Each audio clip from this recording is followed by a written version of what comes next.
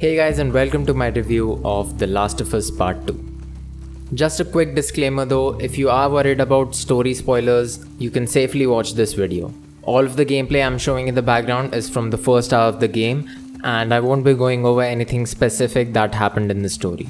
But also, since the story is such a major part of the game, I can't completely omit it from this review, and since I can't give you examples or details from the story, I guess you'll have to take my word for it. Other than that, we're golden, so let's get started. Alright, so by the end of my first playthrough, I clocked in about 25 hours. I'm halfway through my second playthrough on a harder difficulty, but overall I don't see how it would take you more than 30 hours to complete. Next thing I want to talk about is the performance of the game. Major development on this game would have taken place after the PS4 Pro came out. So I was expecting a bit of compromise when it came to the normal PS4, either in terms of resolution or frame rate. But I have to say it runs exceptionally well on the PS4 as well. There's no noticeable difference in the resolution and the frame rate is capped at 30 on both consoles. Your PS4 will be pushed to the limit when running this game. The fan on my PS4 was so loud that I could hear it even after putting on headphones. And after going online, it looks like it's the same case with everyone. Next up are the graphics. And I have to say, it's one of the best looking games that have ever been made. There's meticulous detail in the world, the animations are super smooth, and the transition from cutscene to gameplay is barely noticeable, with graphical quality remaining the same. The various environmental effects like water, snow, tall grass are near perfect. Horses are incredibly detailed as well, with quality nearing that of Red Dead Redemption 2, which is a game built entirely around horses. So that is saying something. Troy Baker and Ashley Johnson are amazing as Joel and Ellie respectively. Everything from the voice acting, singing, and facial expressions, it's all very natural and realistic. Alright, now it's time to talk about what you're gonna be doing for 30 hours. The gameplay. It's a nice change of pace from the first one, and there's a lot of variety to be found here. Sometimes you're riding a horse through snowy Jackson, and sometimes you're driving a boat through flooded Seattle. The play movement is so much fluid this time around. You can run away if you get spotted, you can go prone in tall grass, you can fit through tight spaces, you can crawl under buildings and cars if there's space, and all of that really makes the environment more interactable. Melee combat has received a major overhaul. You can now dodge attacks from both human enemies and the infected. It doesn't sound like much, but it really gives you freedom during combat. Most of the systems from the first one make a return here. You gather supplements which you can then use for player upgrades, and other resources which you can then use to craft things like a pistol silencer, trap mines, smoke bombs, medkits, and other stuff. Which perfectly brings me to looting. You're gonna be spending your time between encounters, scavenging for resources, opening doors, cabinets, whatever you can find. There are a lot more collectibles to find, including cards and coins. When it comes to ranged combat, there are a lot of new features. There are new weapons which I won't spoil for you, but they are really fun to use.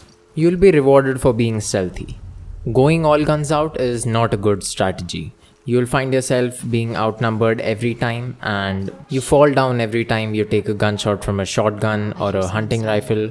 Arrows impale you, and you have to stop in the middle of combat to remove them, and they still do damage over time. So it's things like these that will make you want to stay well hidden. There are a couple of things that Naughty Dog has brought in from their last major title, which was of course Uncharted 4. Like when your flashlight runs out of battery and you have to shake your controller in real life to turn it back on. To get to higher windows or scale higher walls, characters will be giving each other a boost. Stealth gameplay remains mainly the same. You'll be going up behind enemies, pressing triangle to grab and pressing square to execute them. You can use a bow or a silenced pistol, but usually that leads to you getting spotted because of other enemies seeing the body. Which brings me to the AI and the difficulty of the game. The AI is just a little bit smarter this time around, but not by that much. Patrols will constantly be communicating with each other. They'll go on alert when they see a body.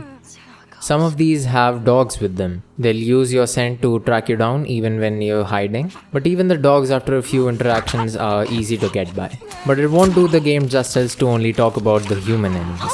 After all, this world is infested with zombies. In this game, the strength of the infected is in numbers. If there's only a few of them and they're scattered around the room, you can easily get by and kill them one by one. However, when there's a horde of infected running at you, there's no better option than to just run away. I'm happy to say that there are no extraordinarily hard infected levels. You'll be challenged from time to time, but there's nothing that'll have you wanting to throw your controller and lower the difficulty. The sounds of the infected, especially the clicking noise from the clickers, is scary. The infected are a very present and dangerous threat, and there are actually quite a few jump scares in the game too, so it will keep you on the edge of your seats. Naughty Dog said that they had a new and much more scarier type of infected, and that they wanted us to experience it for the first time when we played the game. Of course, I won't spoil it for you, and I don't even know how I can, but all I can tell you is you'll be genuinely terrified of it. Last couple of things, characters will continue their conversations if they were interrupted. So say you were having a conversation and then you came across a group of infected. After you clear them out, your conversation will restart from the point where you left off. There is a new game plus option after you finish the campaign the first time. So you'll play through the story again, but you'll have all of your weapons and play upgrades already unlocked. Alright, so lastly, I want to talk about the story. That's what we were most looking forward to in this game. Personally, I thought the first game ended on a good note. It was a special and unexpected ending, and I wasn't sure if there was a need for a part 2. But now that I've played it, I think there was. Regardless of if you're gonna agree with how the story pans out or not, it's a story worth experiencing. Without going into much details, it's a story told from multiple perspectives. There are a few flashbacks. The story of every character, old and new, is told with care and detail. The story itself isn't as generation-defining or groundbreaking as the first one was, and to be honest, nothing ever will be, but it is still a great story, told by one of the greatest storytellers in the gaming industry. It will constantly make you feel strong emotions. There will be moments where you're puzzled, angry, sad, happy, delighted. It will constantly have you asking yourself questions.